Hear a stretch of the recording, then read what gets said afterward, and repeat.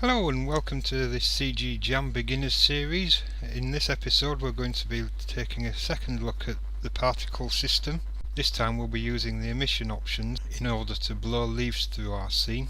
To do that we'll need to create the emission objects, create the particles, and we'll be popping over into Gimp to create the textures and then bringing those textures as a PNG file back into Blender to use in our scene.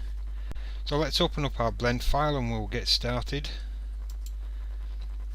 And as you can see, where we left off, we placed our trees in the scene and everything was looking really quite good. Now, in order to have our particles set up, first thing we're going to do is create the particle that we need, and we do that by going to our end layer where our trees are, and then all we need to do is go to the add menu, add mesh, plane, done. Now we'll prepare it now for our texture. So if we just go to edit mode and we do the same thing that we did with the wheels on the car, and that is just open up our UV image editor. We'll bring our mouse back over into the workspace and we'll press U, unwrap, clear that, and there's our UVs. Right, so now we've got that prepared, we just need to go back into object mode. We'll head over to our layer. We don't need that window anymore, so if we hover over the little triangles in the corner of our workspace, we'll just drag that to the left so we get this big arrow over our UV image editor, and we'll let go and that's gone. That's how you close down windows. Now in order to throw the leaves over our scene, what we need is to first add an emission object. The way these particles work is that we have an object that acts like a hose, and that hose blows the particles around our scene, or it could be like a sprinkler or something of that nature. We'll add another plane by going to the add mesh menu, add mesh plane, and that's given us a nice plane in our scene. Now I want to go into side view, so I will press 3 on my number pad. Doesn't that just look cool? Trees everywhere. I am in side view and there's my plane. Now if I rotate it along the X, I think, yes, rotate on the X by pressing R, X, and I'll just use my mouse to rotate that round so it's now pointing in the direction I want. I think it might be pointing in the opposite direction, and I think it most likely is. If you're not sure, there's a way to find out which way the face is facing, and that's to check the normals. And the normals are the face direction, and if we press N, we need to be in edit mode, sorry. It's under mesh display. That's display, it relates to the 3D view. Mesh display relates to the actual mesh, and under the mesh display panel we have this normals button. If we just press that, we should see a little string poking out of the actual mesh. We can't really see it, so I will extend that. Yeah, it just looks like a little blue hair. So if I go press 3 again, we can see, yes, we're facing the wrong way, so I will rotate that RX and turn it the other way around.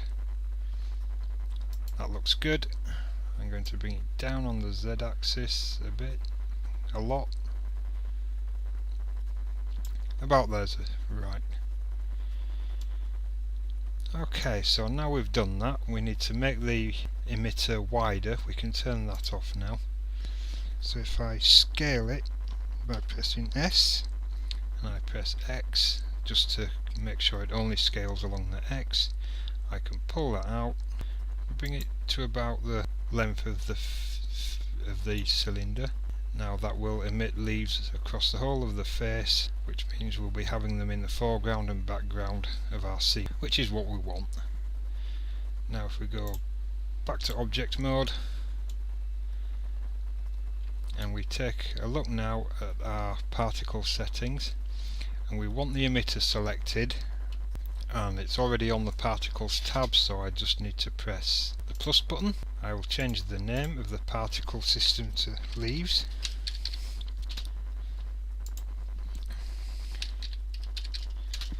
That way we don't get confused later if we need to pick another system. We won't need to in this scene, but we now have two particle systems. We have the trees and the leaves, and we want to leave the type to emitter. Emission number 1000. We'll put that up and say 3000 to start with. We can always change that later.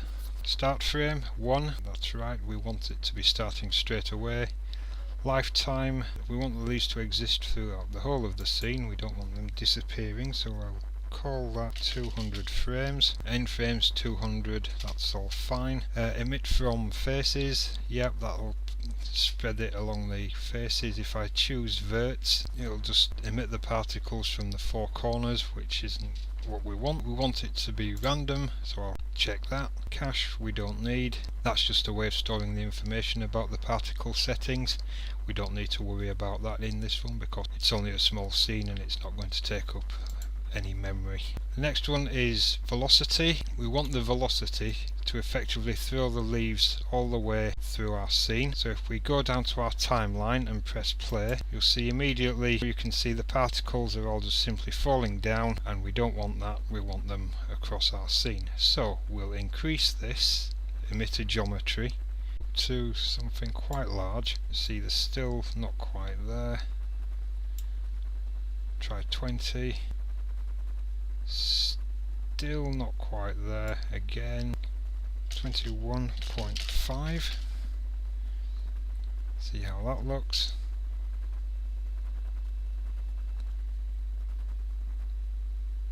That's a lot better. Now if we look through our camera view, we can see all the particles are being sent in front of the camera, around the car, around the trees, behind the camera. Excellent. I'm going to add a little bit of rotation to them. About 0.3 is good. Rotation. In the actual checkbox, some rotation so that they're not all facing the same way. We'll put that up to 0.5. That'll do. Click the dynamic checkbox, because what that does is if there are any forces in the scene, which we will place in later, that will help to affect those, and we're going to make these objects so that the particles collide with them, and that will help to affect the rotation as well. They'll bounce off and spin and things, and we'll just increase that velocity there as well. Okay, physics, size, random. Yeah, we'll add a little bit of size. We'll have a better idea of how big they are when we add the actual plane. Forces, Brownian. Brownian's all about how the particles flow through a scene. If you think of it like the air molecules or the water molecules, whatever the particles are going through, have an actual effect on the movement of the scene particles. So if we add some Brownian motion, that should help. 291, that'll do. A little bit of drag, a little bit of dampening. Oh, and we can see that that's too much, so we'll turn that off. Yeah, we don't need them dampening.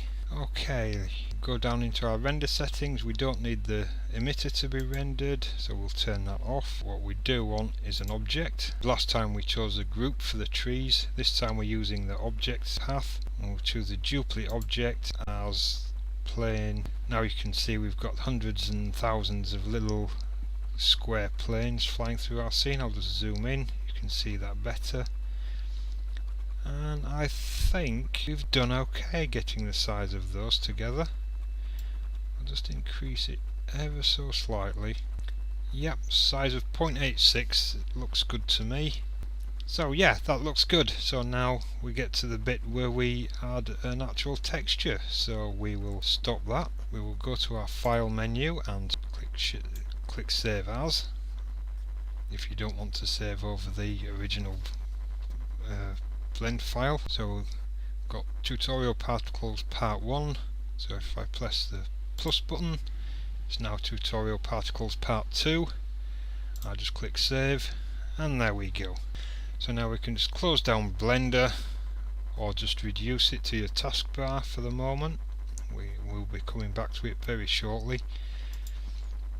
Now the first thing we need to do is grab a leaf off the internet, and I've already searched for leaves in the Wiki Commons search engine, and it brought me a Google page full of leaves, so I'm presuming that all these leaves are Creative Commons free license, no copyrights on these hopefully.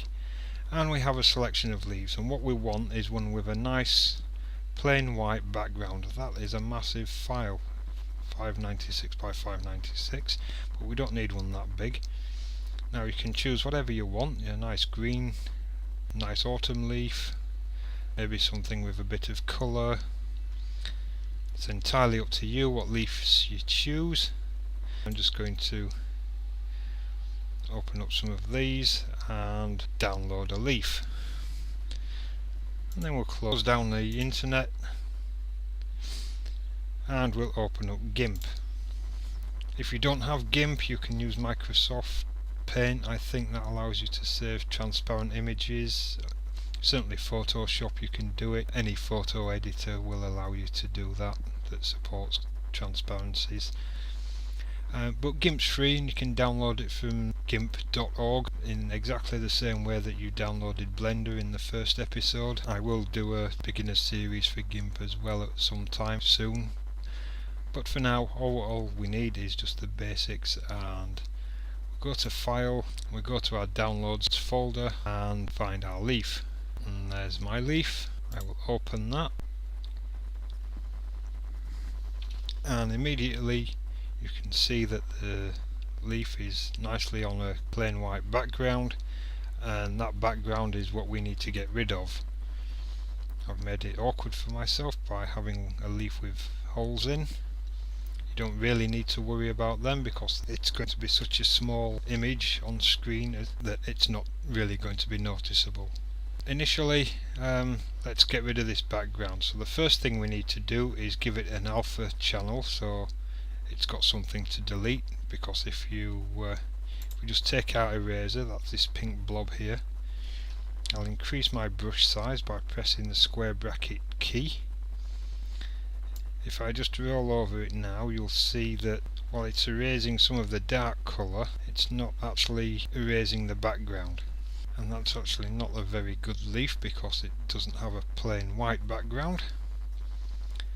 But that's not to be worried about at the moment. Okay, so what I need to do is go into my layer, transparency, add alpha channel.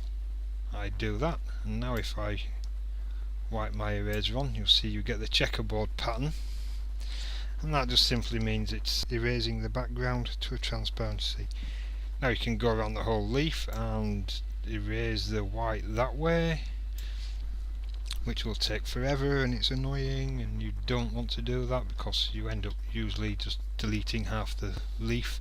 You can go around it with the free lasso tool, just pick a point and just start drawing round, but that also takes forever and it's a very tedious process. So I'll just select that and go up to the select none. There's also the paths tool which you can use, or the magic scissors. There are loads of options for cutting things out. Or we can simply come up to the fuzzy select, which is like the magic wand tool in Photoshop. We'll click that, click on the image, and immediately you can see it's got most of that white section. I can of course use the colour select, and that does just about the whole image. Now it hasn't quite got it all, so using the colour select tool, I will hold down my shift key, and you immediately see a little plus appear above the mouse pointer.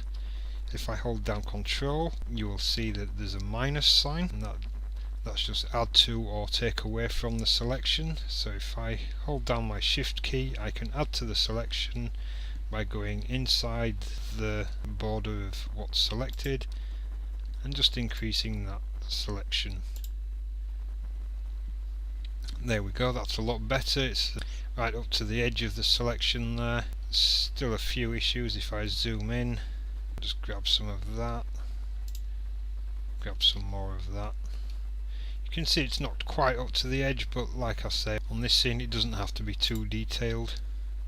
Just sort of grab that a bit closer, that's good. Now we will go to our select menu. We will select feather. 5 pixels looks a bit short for this one. I'll raise it to 10, click OK, and that should be fine. Now if I just zoom out again a little bit, there we go.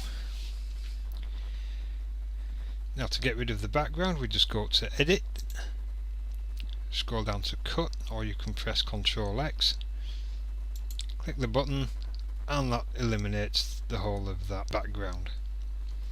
That's exactly what we need. So now we can save that out as a PNG and take it back to Blender. So let's do that. You can't just save it out in Gimp because saving just creates a project file for Gimp. With this you have to export it and tell it what to be. We want our image to maintain the transparency in the background here. If you use a JPEG, it can't do that, so we need to change it to a PNG, and that preserves the alpha. We click export, we get the PNG options box, just ignore that and press export. Progress bar runs along there. Great, now you've done that, you can close that down. It says we've got unsaved changes, but we don't need to create a project file for this because we've exported our leaf anyway, so we'll discard the changes and open up Blender once again. Now we're back in Blender, let's go down to our particles layer and we'll select our plane.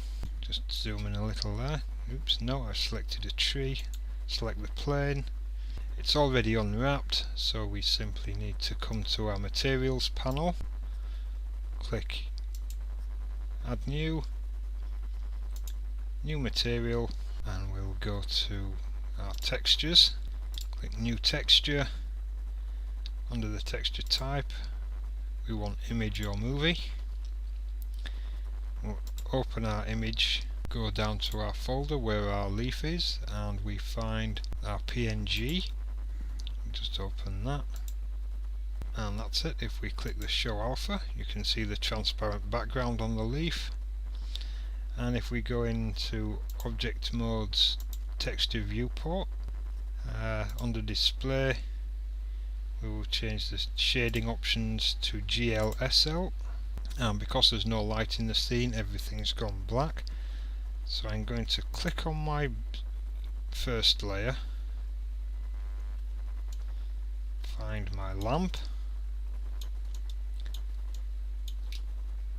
I'm going to press M to move. I don't want to take it off this layer, so I'm going to press Shift and click the particles layer, and now you can see that both boxes are checked, which means that the lamp will appear in both layers. Now I can go back to my other layer, and there you can see our leaf has been applied to the plane.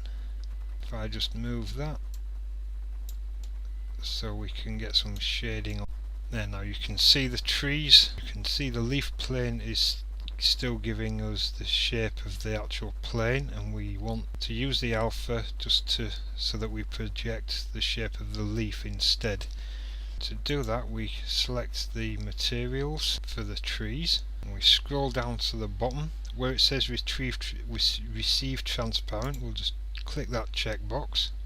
Now I need to go back to the materials for my leaf, and in order to get the transparency to show through I need to do a couple of things. I need to first go to the texture and scroll down to the influence at the bottom and check the alpha checkbox, and you'll see we've got this horrible black border around it. And if I switch to rendered viewport mode, you'll see we now have a blackness around our leaf, which we need to get rid of, and we do that by going into our materials tab, clicking the transparency button, and under the options we take the alpha and and drag that down to 0, and all the black areas disappear, and you can immediately see the shape of the leaf over the trees, and the square panel has disappeared. Okay, so that's great.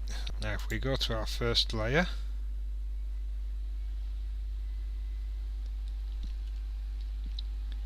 press 0 to look through our camera, you can see we have the same problem of leaves on the car and the road. So I'll just turn the textured viewport off for the moment, and you can see that better now. If we zoom in, we can see the leaves. Yes, we need to get rid of these shadows, so we have to go through all the materials. Do that by simply going down and checking receive transparent on each of the materials. Excellent. And having done that, we should be probably just taking Blender a little while to catch up.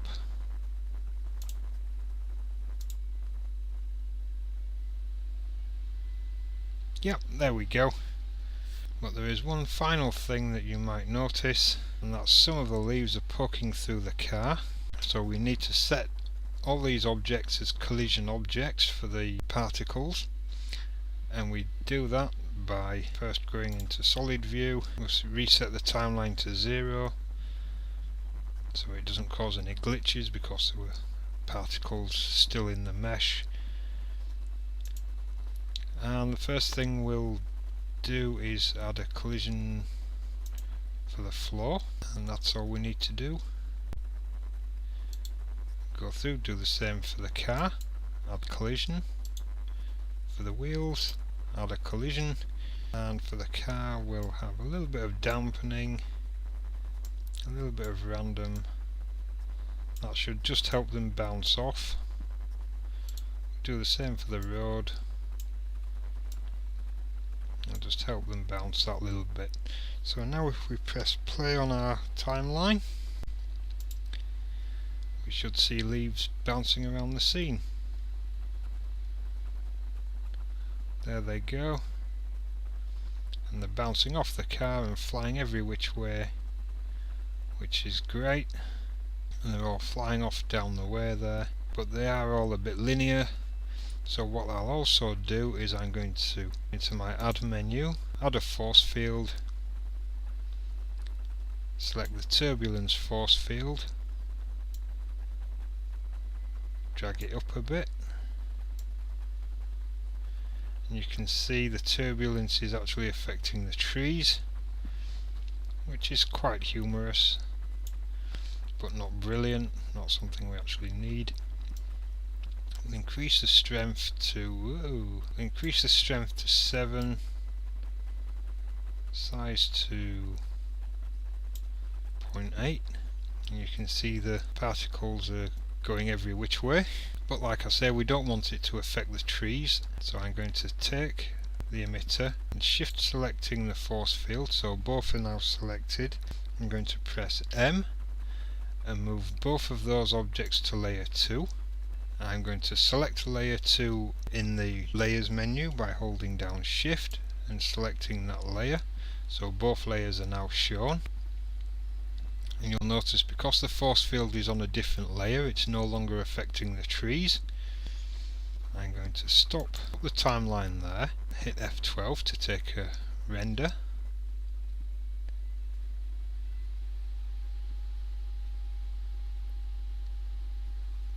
And that's looking good. Got leaves in the scene, they're blowing everywhere, they're flying around the trees and around the car, bouncing off everything. Looks like a pretty big storm, which is what we want, and we will call that done. That is the particles finished now. In our next episode we're going to take a look at animating the scene. We're going to spin the road and spin the wheels and make it look as if it's all moving and the car's driving down the road, and we will explain how that's done. We will also take a look at the dope sheet for manipulating keyframes. We will also look at the graph editor as well, and just give you a few pointers just to get you started in the animating. So until then, be sure you've subscribed so you don't miss this next episode, and again, check us out and show us what you've got on Facebook or Twitter, and we'll see you in the next episode. Thank you very much, and goodbye.